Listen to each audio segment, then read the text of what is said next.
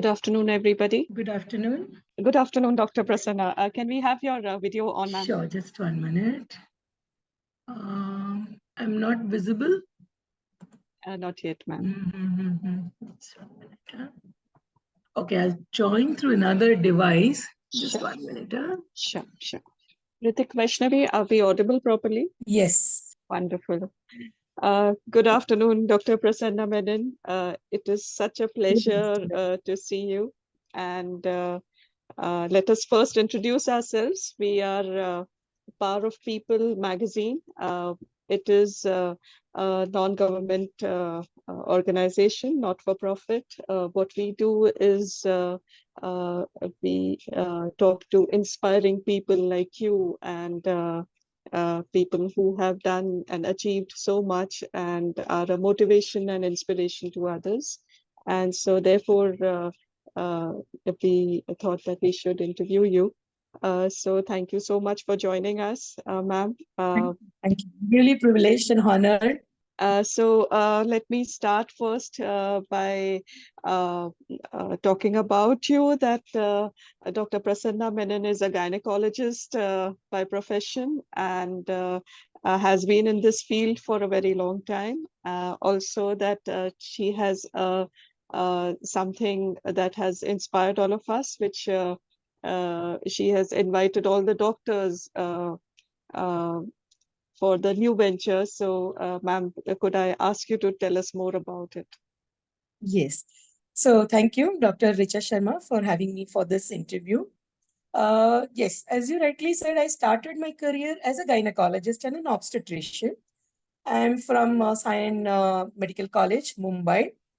So my childhood is all in an area where I have seen humility around, kind and generous people around, because I am from Matunga. It's a place full of temples and middle class people around. So I was very fortunate to see goodness around me as a child. But in the growing up phase, I saw and I'm still witnessing that year after year, this kind gesture of people from one person to the other is simply diminishing. Somebody needs to kindle this back. Somebody needs to do something, even if it is small, something which is doable. Each one of us can do something. Being in the medical profession, I consider myself very fortunate and blessed that I can connect with people on various aspects of life. It's not only treatment. You are a doctor, when we are treating patients, you can connect with them if we try to probe a little more about their family pressures, and then try to treat them rather than just treating them from the physical aspect. Because treatment or a well-being has got 4 dimensions: physical, emotional, mental, spiritual. If we touch upon all these background, it is so very easy to treat a patient. So somewhere while conducting my antenatal classes, which I felt was also the need of the hour, because the patients, the young couples are very scientifically oriented, intelligent people I'm handling on the Godbandar Road. It is simply not enough to say, okay, do these tests, do the way I am advising you, sit like this, eat like this. No, they have their questions. So many questions so that we cannot answer them in the consulting room. That's the time I realized, why not put them together and start having common platforms of discussion and interaction, wherein first I may talk to them what they want to know, and at the end of the session, each time have an interactive session. Maybe there are some questions which they have, which I have not answered. This is how we started our antenatal classes. And I realized that I could connect to not only the parents, but grandparents very well, because those were sessions where we were inviting the grandparents also to listen to the latest stuff, rather than just, the myth and other things transmitting to the young couples and confusing them as to what they should be doing. That is the time I again realized that the couples and the grandparents are very receptive to whatever we are trying to teach them. Because they are like, they feel like, look, you're connecting to another supreme power, kind of some knowledge, which they felt, look, we are ready to listen, we are ready to adopt. So I started having almost 8 modules for each couple on various platforms. We would talk, we would have a pediatrician, we would have a yoga therapist, we would have a spiritual person who would talk. And we saw that it was not only the grandparents, the parents, and the children, the outcome, they were having beautiful thoughts as they were growing. That means it is a thought process that we have to keep it rolling. And to be very honest, the last 2 decades, we have seen, as how we say, some batch of medicines come, which is not good, some corrupt version. Like that, the last 2 decades, I've seen children, teenagers, and adults with some kind of a abnormal mind and emotional behavior. How can we correct them? Yes, to great extent, you can go to schools, colleges, start talking. If they give you an opportunity, you can correct them. I'm trying to do that. But the best is when you approach the antenatal, when the new child is just simply going to come out into the world. Again, that is the time I realized if I have to invite a good soul to come on the planet Earth, I need to do something more. I need to allow a soul to exit planet Earth in the dignified manner. It's all coming back. Okay. So then comes the idea of doing something for a geriatric group and a palliative group. So again, I would say I was very fortunate when I was doing my obstetric practice. The family used to come visit the clinic. The grandparents connect with me. They have small problems. They will say you send the nurse for an injection, send the nurse to change the catheter, the rice tube. I should readily send them. Because on Thane Godbanda Road, initially there weren't too many qualified general practitioners. So I actually acted as a glorified general practitioner and I didn't mind that. As long as you know to do the work, it's okay. I mean, if you don't know to do it, you can ask your colleagues from a surgical background or an orthopedic background to guide them. So this way I was connected to the senior citizens. They would call me when there is a kind of a talk or a lecture they want. I used to go and talk to them in different topics. So even if they're getting admitted to the hospital, they would call me, Doctor, why don't you come for a visit and tell us whether the treatment profile is going on well or not? I used to go simply because I was learning at that time what treatment is being given to them. As a gynec obstetrician, you don't know the latest in the physician Correct. aspect. So I started learning what a cardiologist is doing, what a neurologist is doing. There is an excellent rehabilitation center in Jupiter. I came to know because I visited one of the patient there. I know in Jupiter there is something called as aquatherapy. See, these are some of the things which are new. As you know, learning is all throughout your life. Lifelong. You can learn. That's You true. can keep learning. So through these patients, actually, I learned the new things. So then came the time during the COVID. Again, it's a blessing when I was kind of helping the COVID patients to get admitted in the various hospitals, trying to get a bed. you know, there were some patients, senior citizens who would say, Doctor, can you send somebody? But the societies does not permit us to send anybody because the society said no maid, no nurse, no attendant, nobody to go. How do I send? So unfortunately, I could not send. That's the time the relatives of a couple of patients called me up because they are settled abroad and they said, Doctor, you need to do something more. If you can't send somebody, at least take my parents to your place and treat them. I said, I don't have a place. I can't invite them, all of them, to my house. My society will ask me to quit the building. There is no nursing home which will take your parents where I can treat them because they are not patients. And being a COVID situation, nobody is going to be taken to the hospital without a particular reason. I said we need to have dedicated geriatric and palliative care with a doctor on call where we need to put them. It can't be an ordinary old age home because that was a period when even in the old age home, people started feeling the stress and sending the old people back home. Then what to do? That's the time again, one of the COVID patients who was getting treated got a bed in the Kaushalya Medical Foundation with great difficulty, just happened to ask me, Doctor, can I do something for you? I said, I'm seriously looking for a place where I can put some of my senior citizens and start treating them the way they want me to treat. And incidentally, it happened that he has 6 bungalows in Cosmos Hawaiian Villa, which is just close to my house. I stay in Hiranandani Estate. And he was kind enough to say, Doctor, I can give you 1 bungalow on rent. I can take a special permission from the managing committee. It's a gated community. And you can start treating those elderly citizens. Start off and see how it works. So I took that bungalow on rent. And there I start putting those patients, senior citizens, trying to help them the way they needed the help. Right from they needed the food to be given, They needed the basic medicines, what they are generally taking, their vital parameters to be monitored, some of them having their ailments that needs to be treated bedside only. For those reasons, we can't admit in the hospital. This is how in 2020, October, I started with the geriatric home. And slowly I realized that most of these old patients, very often they fall, sick with respect to urinary infections, or probably it could be just upper respiratory infections and stuff like that. So then we started treating them there because I was a doctor treating them. So I started treating them. I also asked our pathology friend to come and take the collection samples, which was possible. Ask our chemist to come and give their medicines doorstep. They would pay the bills online. That's how we started with the geriatric and palliative care. Wonderful. And slowly I realized that was kind of more rewarding in terms of their love, their affection.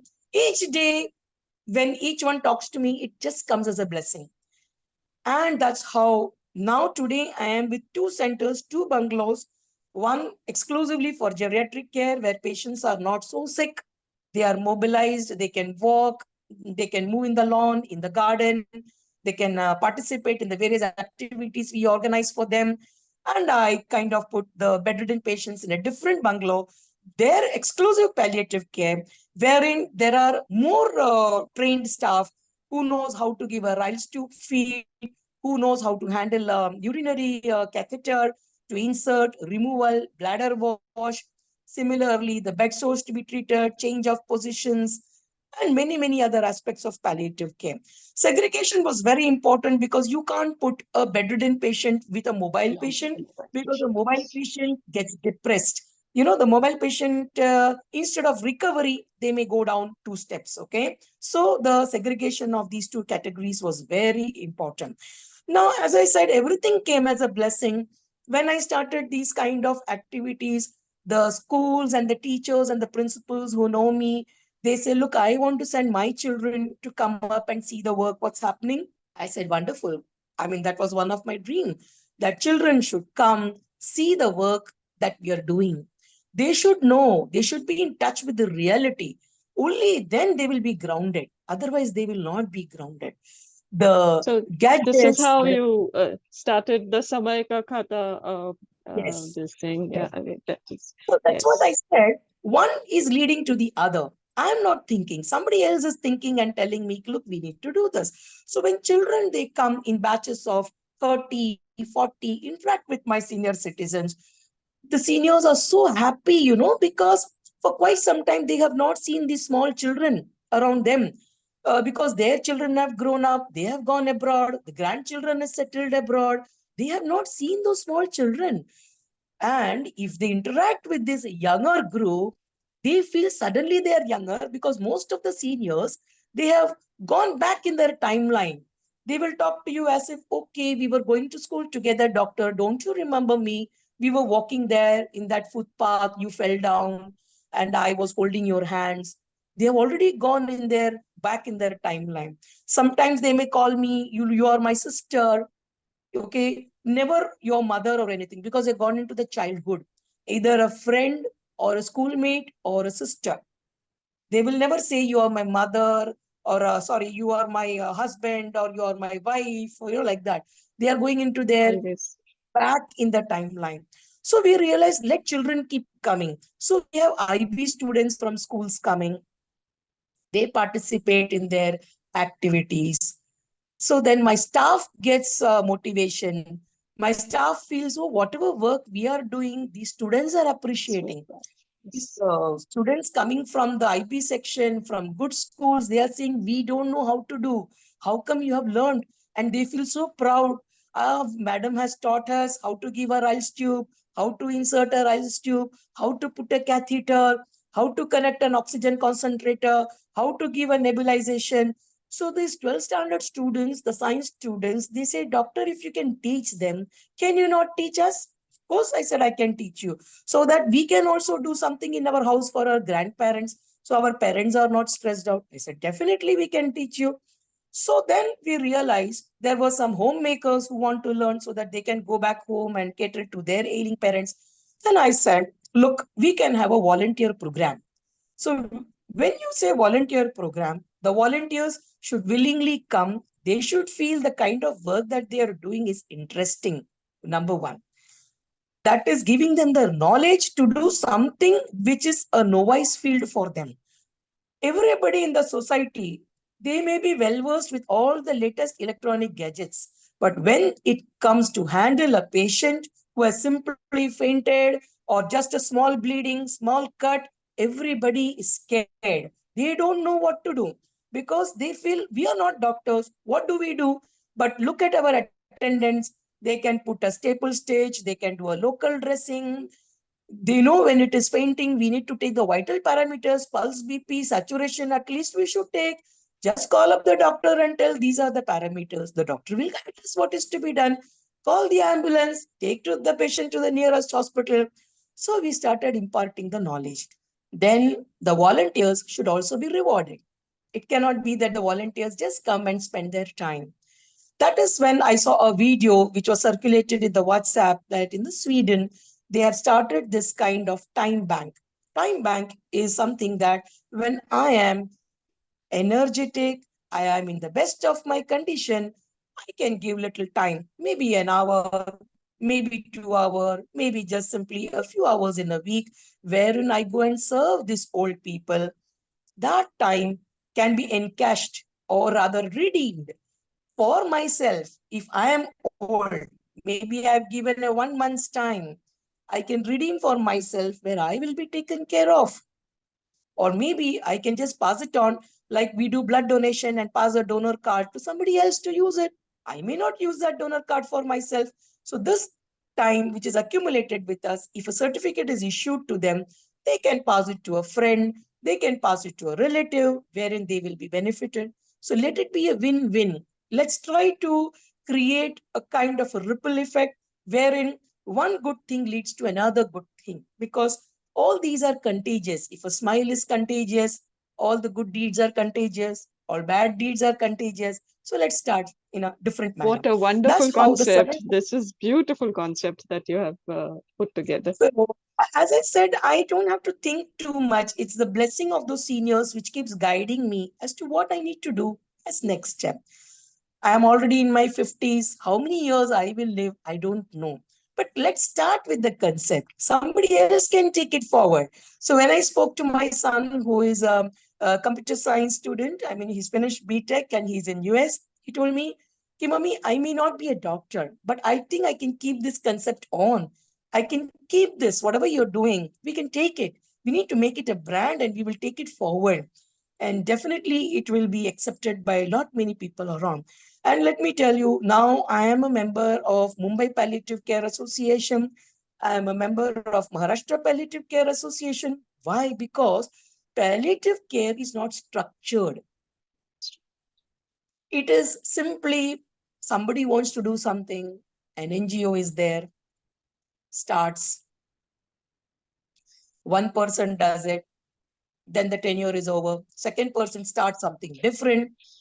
One project is left behind, second project starts. There is no link between them. So I said, whatever I know, see, when I'm a single person, there are not too many heads to discuss. You think, you take a decision, and you implement. But when there are too many people, whatever you want to do for the people, it goes a little slow. But yes, we can share the ideas. So that is how I'm sharing my ideas with them.